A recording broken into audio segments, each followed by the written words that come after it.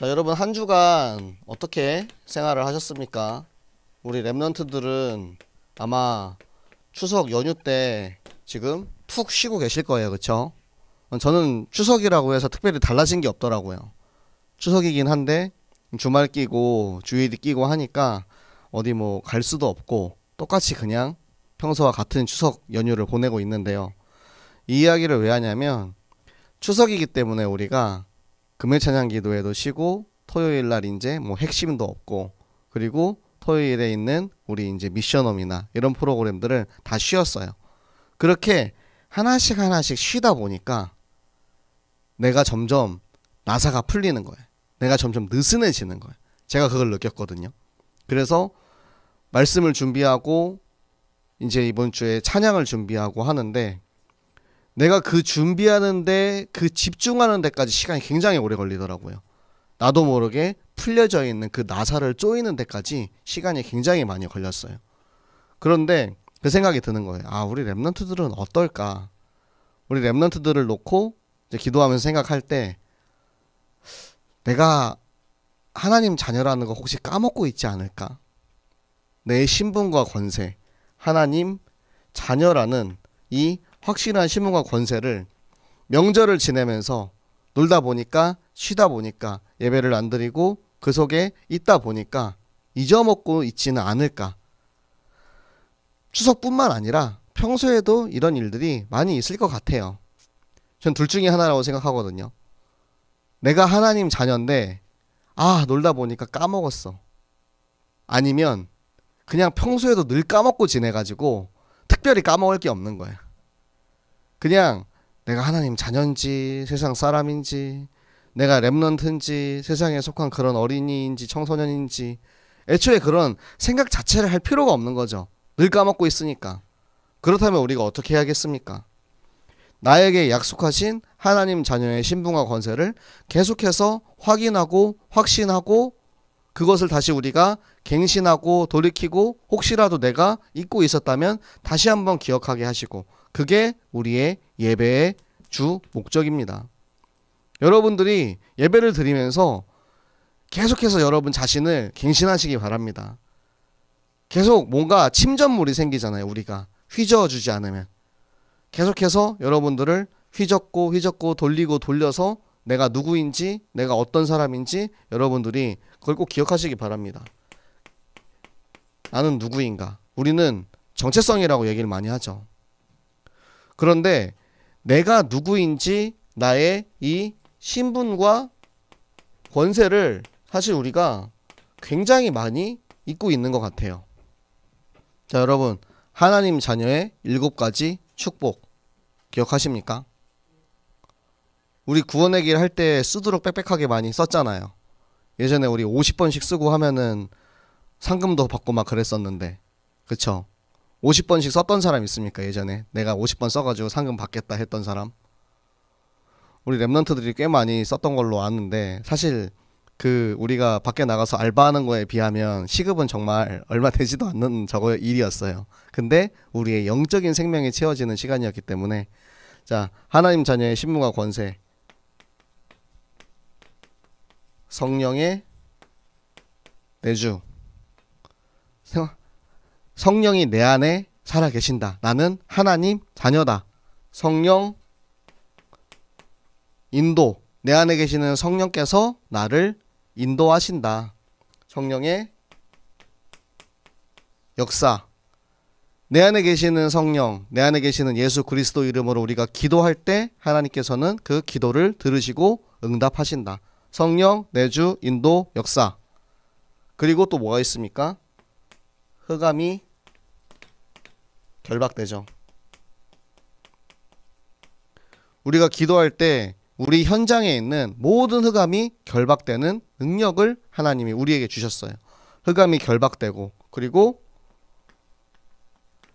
우리를 위해서 하나님이 천사를 동원하셔서 이 천사를 통해서 우리를 보호하시기도 하시고 우리를 위해서 이 사단마귀 귀신과 싸우기도 하시고 그렇게 하나님께서 우리를 위한 하나님의 천사를 보내주시죠. 또 뭐가 있습니까? 우리는 죽으면은 지옥 가는 사람입니까? 천국의 시민권을 우리에게 주셨죠. 그리고 마지막으로 우리를 통해서 이 복음을 땅끝까지 전하는 세계 복음화의 축복을 우리에게 허락하셨습니다. 여러분 기억하시기 바랍니다. 내가 누구인지, 내가 어떠한 축복을 받은 사람인지, 하나님이 우리에게 우리 렘넌트 한 명 한 명을 얼마나 사랑하시고 얼마나 기억하시는지 여러분이 내가 기억해야 돼요. 내가 생각해야 돼요. 내가 깨달아야 돼요. 그렇지 않으면 명절에 세상의 문화에 휩쓸려서 그냥 훅 하고 지나가 버리는 거예요. 여러분들이 이번 추석 명절을 통해서 오히려 내가 더 하나님을 기억하고 생각하고 하나님 자녀로서의 신분과 권세를 마음껏 누리는 최고의 축복의 명절 되시기를 예수 그리스도 이름으로 축복합니다. 자, 그래서 오늘 이제 본문을 보시면은 이제 전쟁이 시작이 됩니다. 자, 이 전쟁의 과정을 한번 함께 보도록 합시다. 전쟁이 이제 시작이 됐는데 언제 무슨 일로부터 전쟁이 시작이 됐죠? 레위 자손의 레위 사람의 첩이 기브아에 갔다가 기브아의 불량배들이 그 레위 자손을 탐하고자 했는데 레위 어떻게 보면은 이 레위 사람은 자기가 살기 위해서 자기의 첩을 줘버리고 자기가 살았죠. 그리고 그 첩은 밤새도록 윤관당하고 결국에는 죽게 됩니다. 그것에 분노한 레위 사람이 그 시신을 12토막으로 만들어서 모든 지파에 보내고 우리가 그러면은 이 일을 위해서 모이자. 이 일을 위해서 우리가 함께 모여서 이야기하자라고 한 것이 바로 미스바에서 일어났던 총회입니다. 모였어요. 모여가지고 뭘 합니까? 선동을 하죠. 선동을 하는데 어떻게 선동을 했냐면 창세기 3장 나 중심의 선동을 했어요. 내 입장대로 내가 생각하는 나의 방향과 내가 잘못한 거는 다 빼놓고 그냥 내 중심의 선동을 한 거예요. 그 선동에 사람들이 어떻게 되죠? 분노하게 되죠. 분노한 사람들이 뭘 합니까? 이제는 군대를 일으킵니다. 군대를 일으켜서 결국에는 베냐민 지파를 공격하러 갑니다. 자, 공격하러 떠나는 것까지가 지난주 장면이었고요. 이제 오늘부터 진짜 전쟁이 시작이 되는 거예요. 공격을 하러 갔는데 공격이 어떻게 됩니까? 싸웠는데 졌어요.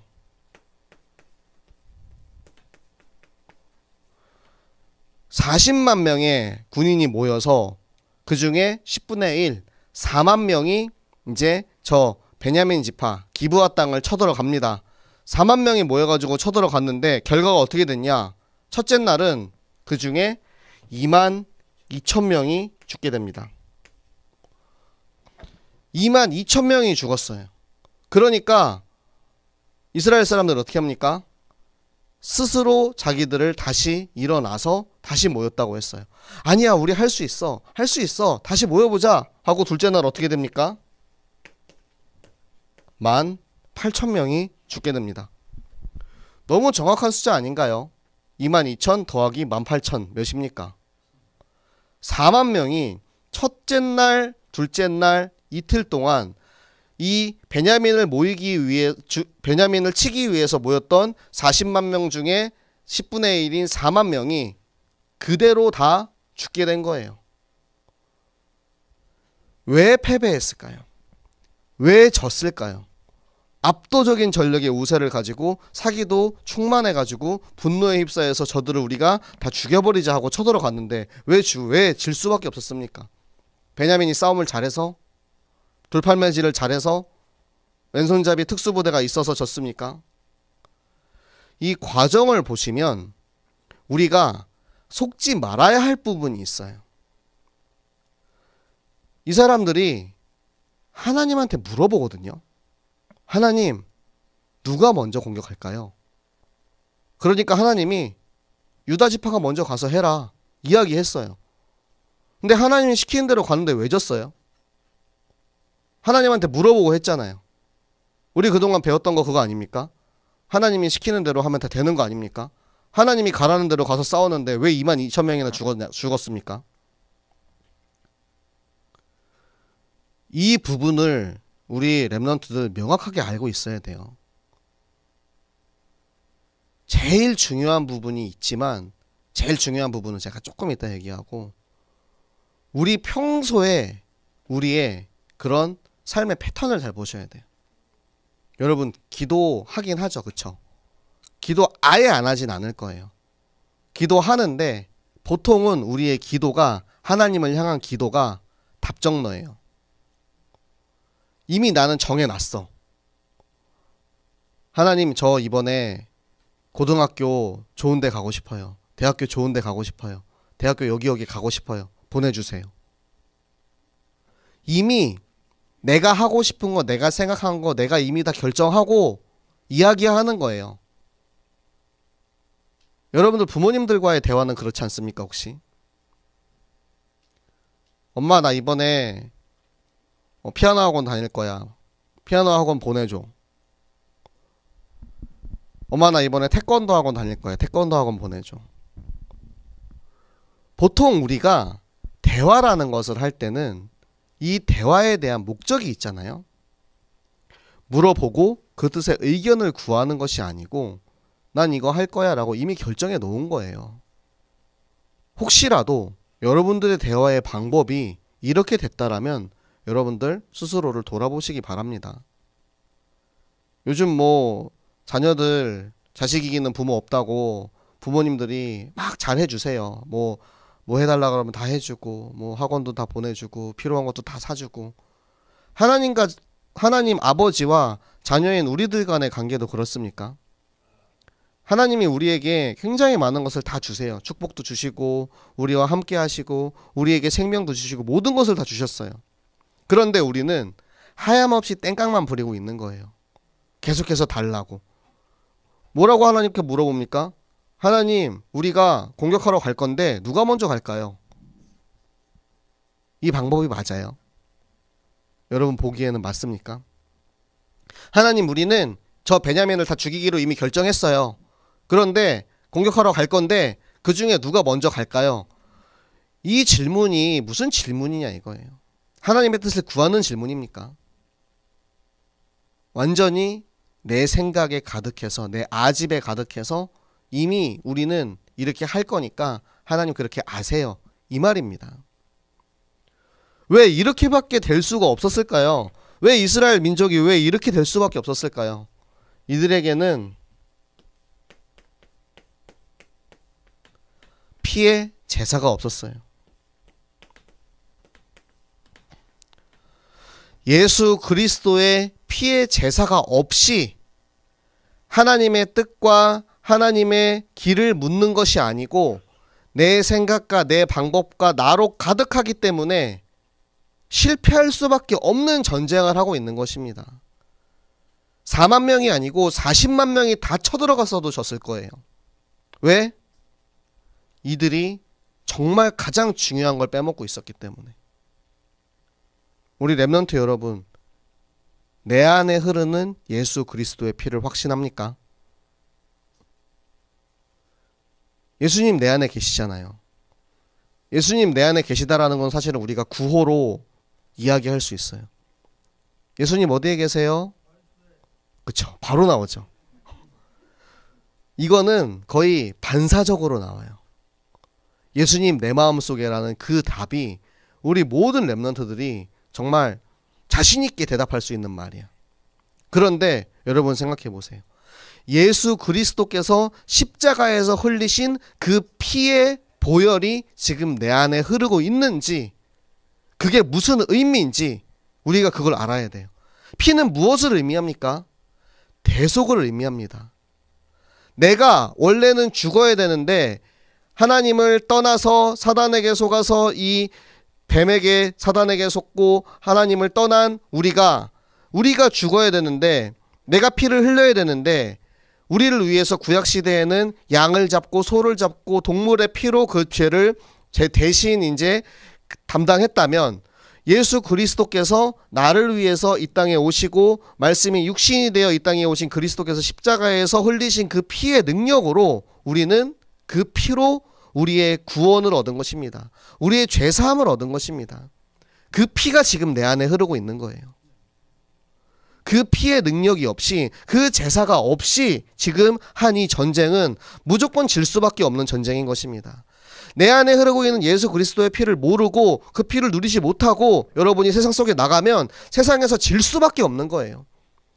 왜 나는 그리스도인인데, 왜 나는 렘넌트인데 왜 세상 사람처럼 성공하지 못하나요?